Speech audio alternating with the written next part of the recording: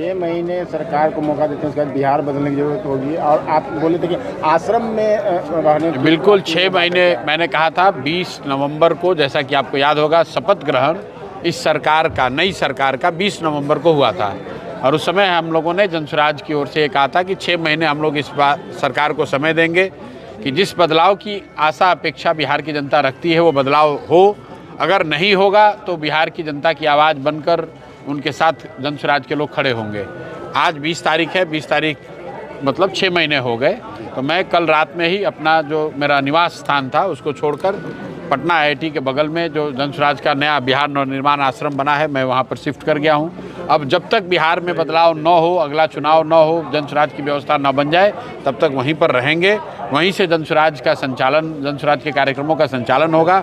और जहाँ तक सरकार की बात है तो ये तो बिल्कुल स्पष्ट है कि सिर्फ नेताओं का चेहरा बदला है, बाकी बिहार की समस्याएं जहां थी वहीं पर बनी हुई हैं। पलायन नहीं रुका है। मुख्यमंत्री के तौर पर जिनका चेहरा था वो पलायन कर गए, लेकिन पलायन में कोई परिवर्तन नहीं हुआ। 1 करोड़ रोजगार की बात कही गई, 6 महीना बीत गया लेकिन उसमें कोई फ़र्क नहीं आया। यहाँ के लोगों पर, बच्चों पर जो लाठी चलने की परिपाटी यहाँ पर पिछले कई वर्षों से हम लोग देख रहे हैं, TRE के बच्चों के साथ जो दुर्घटना घटी, एक तरह से वो दुर्घटना ही है कि उनको फिर से बुलाकर वहाँ पर मारा गया है लाठी से, वो भी नहीं बदला है। भ्रष्टाचार कम नहीं हुआ, शिक्षा की जो स्थिति थी वही बनी हुई है। जो बेरोजगारी, अशिक्षा है वो जैसे जस का तस बना हुआ है। लोगों ने वोट दिया, 6 महीने के बाद वही व्यवस्था बनी हुई है। 2 लाख रुपया भी नहीं मिला। 2 लाख रुपया तो देने वाले भाग गए।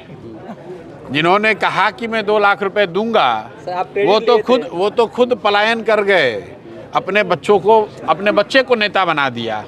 मैं हमेशा से पूरे जनसुराज में कहता हूं कि मेरे भाई, नेताओं ने अपने बच्चों की चिंता करके रखा हुआ है। नेता का बच्चा चाहे पढ़ा लिखा हो या अनपढ़, नेता का बच्चा नेता बनेगा, राजा बनेगा। और आपके बच्चे, बिहार के युवा जो पढ़े लिखे हैं, जो संघर्ष किया है, जिन्होंने अपनी हड्डी गलाई है, आपके बच्चे मजदूरी करेंगे, बेरोजगार घूमेंगे, क्योंकि आपने अपने बच्चों की चिंता नहीं की। आपने लालू, नीतीश, मोदी का चेहरा देखकर वोट दिया है, तो उनके बच्चे, उनके परिवार वाले आगे बढ़ रहे हैं। आपने अपने बच्चों की चिंता नहीं की, इसलिए आपके बच्चे बेरोजगार और मजदूर हैं। सहयोग शिविर के माध्यम से बिहार की जनता की समस्या का समाधान करने के नया रूप कौन करेगा? सहयोग शिविर उन्होंने शुरू किया। किसने? बिहार सरकार ने नया शिविर शुरू किया जिसमें तमाम समस्याओं का समाधान होगा, ब्लॉक और पंचायत वाइज। इनके जिनके बरदस्त से या जिनके कहने से मुख्यमंत्री ये बने हैं, सम्राट चौधरी जी, उन्होंने 20 यात्रा निकाली, समाधान यात्रा, समृद्धि यात्रा। अभी तो मुख्यमंत्री बनने के बाद समृद्धि यात्रा निकाले थे। बताइए, बिहार में 100 में 60 आदमी दिन में 100 रुपया नहीं कमा रहा है, और बिहार का मुख्यमंत्री समृद्धि का यात्रा निकाल रहे हैं।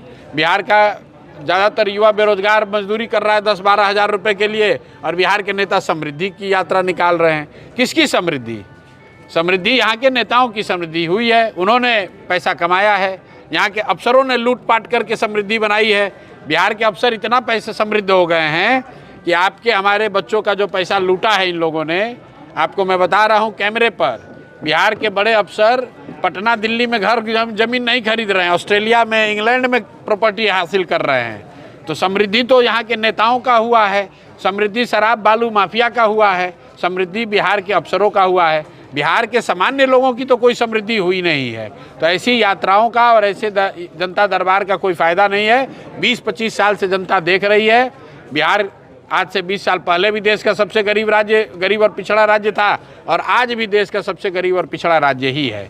मैंने जो एक घोषणा और की थी, इस बार जो मुख्यमंत्री बने हैं, तो अब इनकी प्राथमिकता बिहार से पहले गुजरात होगी। तो आप देख रहे हैं अडानी जी आ गए, अडानी जी आए हैं और कोई आँख का अस्पताल शायद खोलने जा रहे हैं, लेकिन सरकार ने ये नहीं बताया कि पीरपैंती में 30,000 करोड़ का बिजली का भी कुछ घोटाला हो रहा है। उसमें भी उन्हीं का नाम RK सिंह जी, जो यहाँ के पहले भाजपा के ही बड़े नेता हैं, उन्होंने आरोप लगाया है कि 30,000 करोड़ से ज़्यादा का उसमें घोटाला हुआ है। तो आँख का अस्पताल खोलने का आश्वासन देके या भ्रम फैला के आपके और हमारे आंख में धूल झोंका जा रहा है। बिहार के लोगों का 30-35 हज़ार करोड़ रुपए का नुकसान किया जा रहा है, उसकी चर्चा कोई नहीं कर रहा है। तो जब पटना में बैठी हुई सरकार की कमान गुजरात के लोगों के हाथ में रहेगी तो गुजरात के बिजनेसमैन जो हैं उनका फ़ायदा होगा और बिहार के बच्चे गुजरात में जाकर मजदूरी करेंगे। ये परिस्थिति नहीं बदलने वाली है। सर, नीट जो हुआ है सर, नीट का पेपर, उस पे क्या आपका कहना है? हमने पहले भी कहा है कि खबर ये नहीं है कि पेपर लीक हुआ है, खबर तब बनती है जबकि कोई परीक्षा हो जाए जिसमें कि पेपर लीक नहीं हुआ है। नीट की परीक्षा के बाद बिहार सरकार में 2 और परीक्षाओं का पेपर लीक हो गया। तो जो लोग शिक्षा मंत्री हैं उनका कैरेक्टर देख लीजिए, चरित्र देख लीजिए, जो अभी शिक्षा मंत्री बने हैं।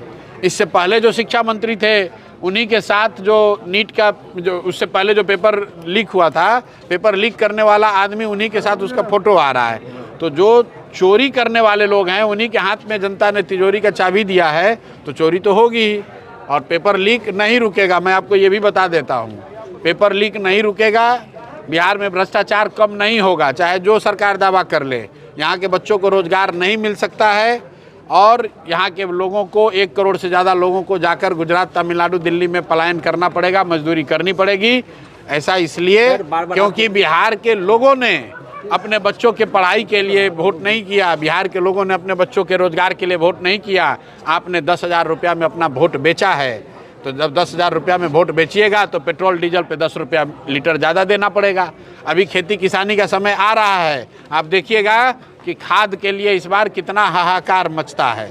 किसानों को पहले भी यूरिया ब्लैक में मिलता था, इस बार तो ब्लैक में भी नहीं मिलने वाला है, इतनी परेशानी होगी। लेकिन फिर जब चुनाव आएगा 10,000 रुपये के लालच में जाति धर्म में बंटकर हिंदू मुसलमान बनकर अलवा उसना का भाषण सुनिएगा और जाके वोट दे दीजिएगा तो स्थिति सुधार कैसे होगा, आप बताइए।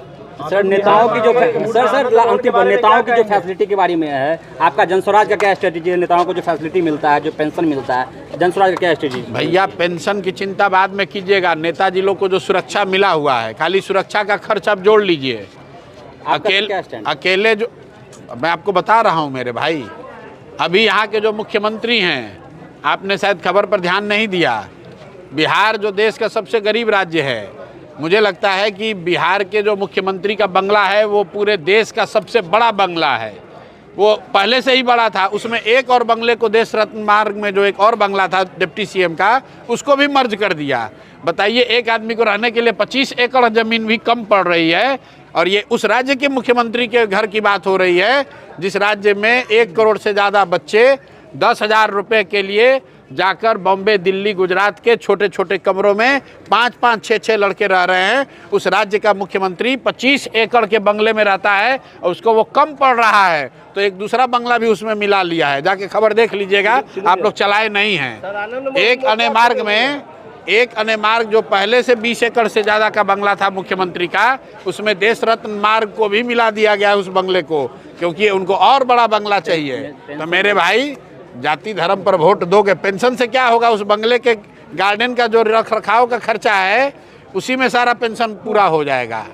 30 एकड़ ज़मीन पटना के बीचों बीच, 30 एकड़ ज़मीन में आप बंगला में रह रहे हैं, उसमें कितने एसी लगे हैं, कितने लोग लगे हैं, ज़रा पूछिए आरटीआई फाइल करके कि मुख्यमंत्री के बंगले के रख रखाव का महीना का खर्च कितना है, तब आप बात कीजिएगा पेंशन का। चलिए।